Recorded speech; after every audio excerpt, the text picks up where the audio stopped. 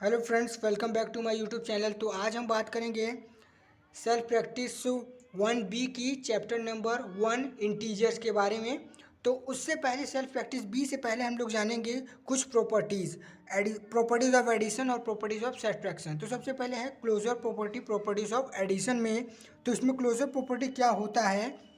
The sum of two integers is always an integers. यहाँ पे क्या है? The sum of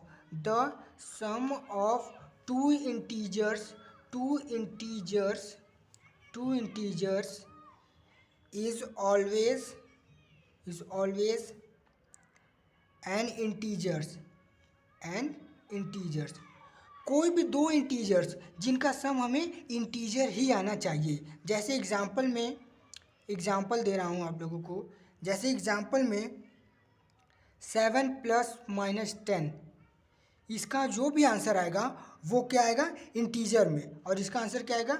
-3। और -3 क्या है? इंटीजर है। एक और एग्जांपल लेते हैं, 4 प्लस माइनस 2, ये क्या आएगा? प्लस माइनस माइनस, यहाँ पे 2, तो 2 भी क्या है? ये इंटीजर ही है। अब हम लोग आगे बढ़ते हैं नेक्स्ट प्रॉपर्टी पर।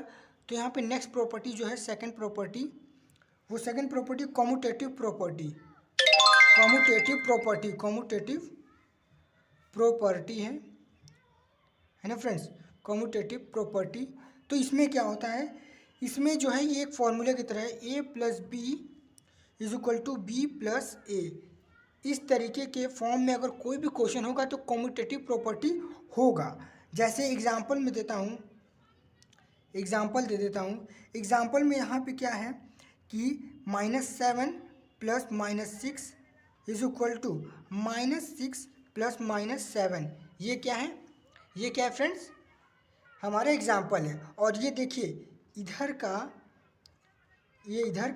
और ये इधर का दोनों ही इस फॉर्म में आ रहे हैं कि नहीं? क्यों? क्योंकि ये ए है और ये बी है। अब उधर जाने के बाद ये क्या हो गया? ए यहाँ पे आ गया, ए ये है और बी ये है। उधर अपने एक्सचेंज कर लिए जगह को। ये हो गया कॉम्यूटेटिव प्रॉपर्टी। अब हम लोग आगे बढ़ते हैं थर्ड प्रॉपर्टी की ओर, एसोसिएटिव प्रॉपर्टी। क्या होता है? एसोसिएटिव प्रॉपर्टी पे हम लोग आगे बढ़ते हैं। तो एसोसिएटिव प्रॉपर्टी क्या होता है फ्रेंड्स? तो एसोसिएटिव प्रॉपर्टी का जो है ये इस तरीके का फॉर्म में होगा, a प्लस बी प्लस सी, ये होल में होगा। फिर उसके बाद ये a प्लस बी, फिर उसके बाद प्लस सी, ये क्या है? इस फॉर्म में रहेगा। फिर उसके बाद इस फॉर्म में एग्जांपल दे देता हूँ आपको। कोई भी क्वेश्चन इस फॉर्म में अगर रहता है तो ये क्या है? Associative property. जैसे कि हम एग्जांपल देते हैं आप लोगों को। एग्जांपल में -4 प्लस, फिर उसके बाद -3, फिर यहाँ पे इस तरीके से, फिर प्लस -7 और ये इस तरीके से। ये क्या है? Associative property. ये हम लोगों का ये वाला फॉर्म हुआ। अभी हम लोगों को ये वाला फॉर्म देखना है। तो ये वाला जो फॉर्म है, ये देखिएगा, यहाँ पे क्या हो रहा है? -4 प्लस -3 प्लस -7, ये इस तरीके का फॉर्म में हो गया। अब आप देखिए, ये वाला जो ब्रैकेट था, ये अब इस पे हो गया। क्यों? क्योंकि इस फॉर्म में हम लोगों ने लाया है। देखिए यहाँ पे ब्रैकेट भी आप देख सकते हैं। यहाँ पे b प्लस ए सी पर ये ब्रैकेट है, और यहाँ पे a प्लस बी में ब्रैकेट है। तो ये a प्लस, ये a है और ये b है, ये ब्रैकेट हो गया। ठीक है फ्रेंड्स? तो ये एसोसिएटिव प्रॉपर्टी हो गया। अब हम लोग बात करते हैं फोर्थ प्रॉपर्टी की। तो फोर्थ प्रॉपर्टी जो है, जो फोर्थ प्रॉपर्टी है, expanse of additive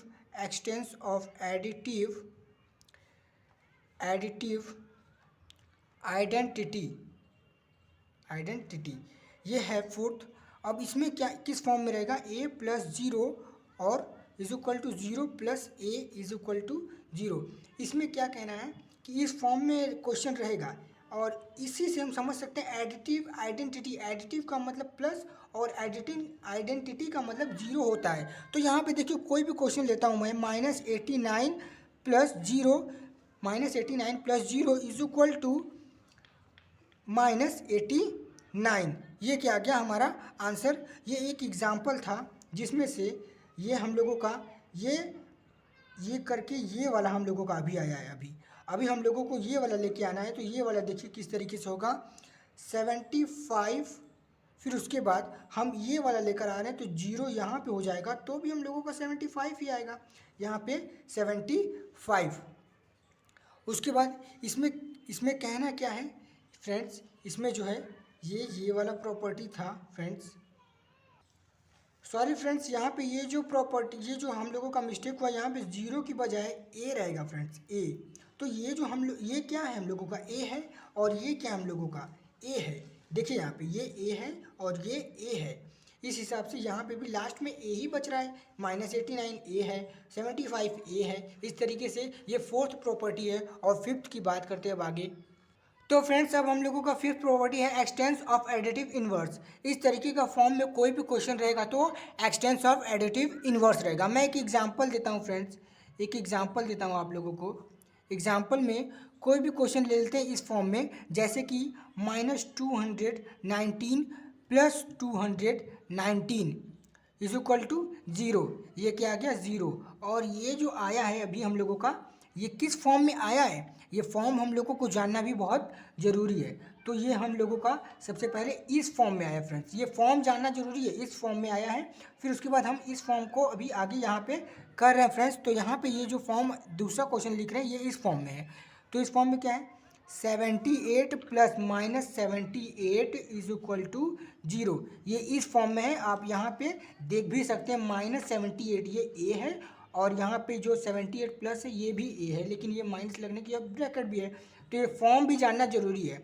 additive inverse का अगर ये भी आ जाएगा तो भी आप समझ लीजिएगा कि ये है, और ये भी आ जाएगा तो समझ लीजिएगा कि ए है। और आंसर क्या आ रहा है, 0 आ रहा है, इसमें 0 आ रहा है। फॉर्म के हिसाब से आंसर भी लाना होता है। फिर आगे हम लोग बढ़ते हैं प्रॉपर्टीज़ ऑफ सब्ट्रैक्शन। हम लोग आगे बढ़ते।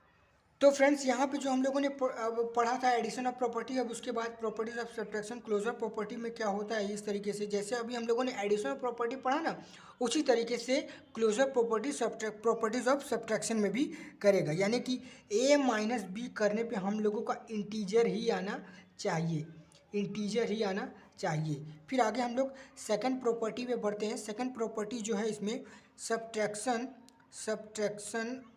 subtraction of integer is not commutative है ना फ्रेंड्स, इस तरीके से। तो इसमें क्या है, ये किस फॉर्म में रहेगा, a - b not equal to b - a, इस फॉर्म में क्वेश्चन रहेगा। मैं एग्जांपल देकर समझाता हूँ। 7 - 11 इज इक्वल टू 7 + -11। ये जो हम लोगों का 7 - 11, तो डायरेक्ट सॉल्व करने पर भी हम लोगों का क्या आएगा आंसर, यहाँ पे आंसर तो -4 ही आएगा। तो प्लस लिखने की क्या ज़रूरत थी, तो ये जो प्लस लिखने की ज़रूरत थी वो कम्यूटेटिव प्रॉपर्टी हम लोगों ने पढ़ा है ना ऊपर, एडिशन ऑफ प्रॉपर्टी में, second property addition of property में, उस हिसाब से प्लस आया है। अगर आपको प्लस नहीं लगाना है तो भी डायरेक्ट -4 आंसर आएगा। अब यहाँ पे क्या है, 11 - 7 इज इक्वल टू 11 + -7। ये क्या आएगा आंसर, 11 - 7 करने पे क्या आएगा, 4 आएगा। और इस तरीके से भी करने पर भी 4 ही आएगा। और इन दोनों का -4 और 4 आने से क्या मतलब है, इस तरीके से ये हुआ कि 7 - 11 is equal to not equal to 11 - 7। ये इस तरीके से फ्रेंड्स, इस तरीके से ये नॉट इक्वल टू हो गया। अभी हम लोगों ने ऊपर यहाँ पे जो लिखा था, और इस हिसाब से हम लोगों ने प्रूफ भी कर दिया। अब आगे बढ़ते हैं। लास्ट प्रॉपर्टी ऑफ सब्ट्रैक्शन की लास्ट प्रॉपर्टी है थर्ड प्रॉपर्टी क्या है, subtraction of integer. Subtraction of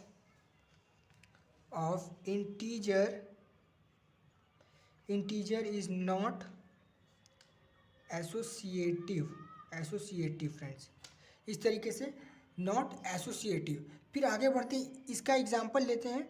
और यहाँ पे एग्जांपल 7 - 5 - 8, फिर उसके बाद ये क्या हो गया 2 - 8, फिर उसके बाद 2 + -8 इज इक्वल टू -6। अब इस क्वेश्चन को समझते हैं कि ये आया कैसे और क्या है। तो ये subtraction of integer is not associative. अभी हम लोगों ने कम्यूटेटिव पढ़ा, तो वो कम्यूटेटिव एडिशन वाले में भी था प्रॉपर्टी, और ये जो एसोसिएटिव पढ़ा वो भी एडिशन वाले में था। वही सब का हम लोगों को रूल जो निकला है ना वो ही हम लोगों को लगाना है इसमें भी। तो यहाँ पे जो माइनस माइनस था, अगर हम लोग इसको सॉल्व करेंगे तो यहाँ पे -6 आएगा। फिर से मैं एक बार समझा देता हूँ। 7 माइनस 5 माइनस 8 ये ब्रैकेट में क्यों लगा है, क्योंकि associative addition of associative property में हम लोगों का पहले ब्रैकेट लगा है। ये a माइनस बी है फ्रेंड्स। तो फ्रेंड्स इसको माइनस करने पे हम लोगों का 2 आएगा, वो भी प्लस में, क्योंकि 7 बड़ा है तो 2 माइनस 8 हो गया। फिर उसके बाद डायरेक्ट सॉल्व करेंगे तो भी -6 आएगा, प्लस लगाएंगे तो भी -6 आएगा। अब एक और देते हैं एग्जांपल मैं आप लोगों को, नहीं तो एक एग्जांपल और देता हूँ। 7 minus 5 minus 8 is equal to 7 minus 5 plus -8। फिर उसके बाद यहाँ पे जो आंसर आएगा, 7 माइनस -3। फिर उसके बाद इसी तरीके से आगे करते हैं, इसको आगे करते हैं। तो यहाँ पे जो आएगा 7 प्लस 3 इज इक्वल टू 10। अब ये 10 कहाँ से आ गया, और इसको मैं पूरी तरीके से समझाता हूँ।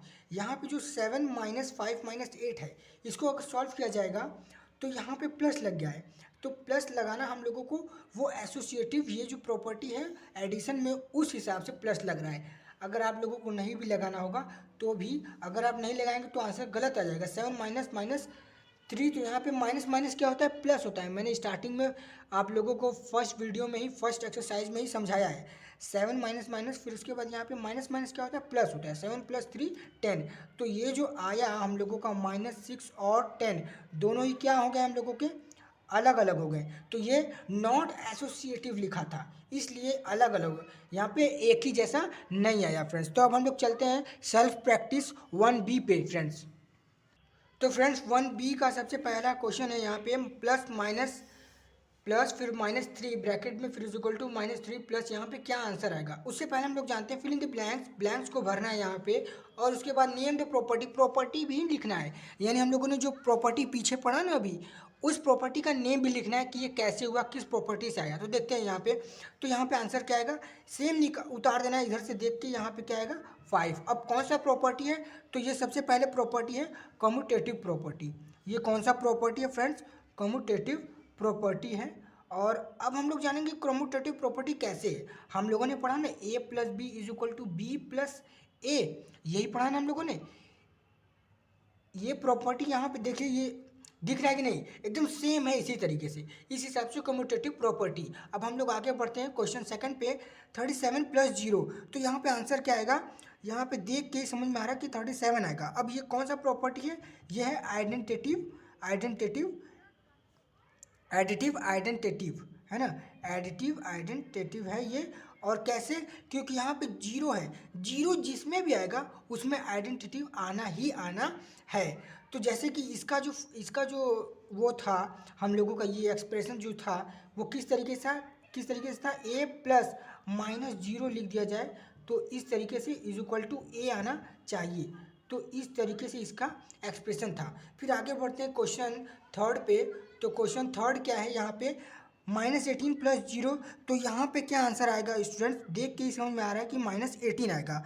अब इसका भी क्या है, इसका भी सेम एडिटिव आइडेंटिटिव है फ्रेंड्स, और इसका एक्सप्रेशन भी सेम है उसी तरीके से। 0 आया यहाँ पे, 0 आने की वजह से एडिटिव आता है, और इसका भी सेम है यहाँ पे, a plus -0 is equal to, यहाँ पे a आ रहा है, a आ रहा है कि नहीं, हमारा a क्या था ये। अब इसका उधर का जो एक्सप्रेशन होता है ना, एक्सप्रेशन एक और समझा देता हूँ, 2 एक्सप्रेशन होते हैं यहाँ पे, -a plus 0 is equal to -a, इस तरीके से भी एक्सप्रेशन होता है। तो यहाँ पे -a हमारा 18 है, -a आया है, या फिर यहाँ पे a भी लिख देंगे ना तो भी ठीक रहेगा, यहाँ पे a भी लिख देंगे तो भी।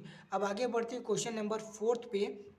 क्वेश्चन नंबर फोर्थ है -25 प्लस, फिर उसके बाद खाली जगह इज इक्वल टू 0।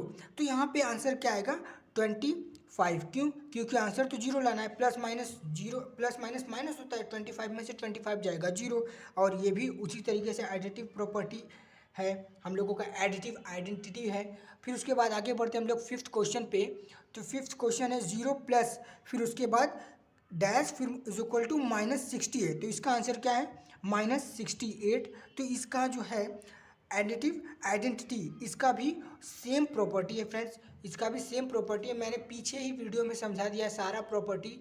और उसके बाद 6th क्वेश्चन है 27 minus dash is equal to 27। तो यहाँ पे क्या लाने से हम लोगों का 27 ही रह जाएगा, तो जीरो लाएंगे तभी तो हमारा 27 होगा इज इक्वल टू में।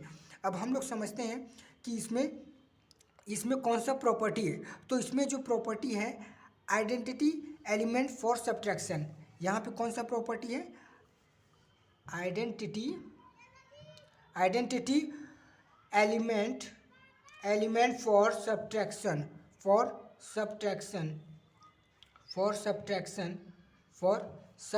फ्रेंड्स, इस तरीके से फॉर सब्ट्रैक्शन।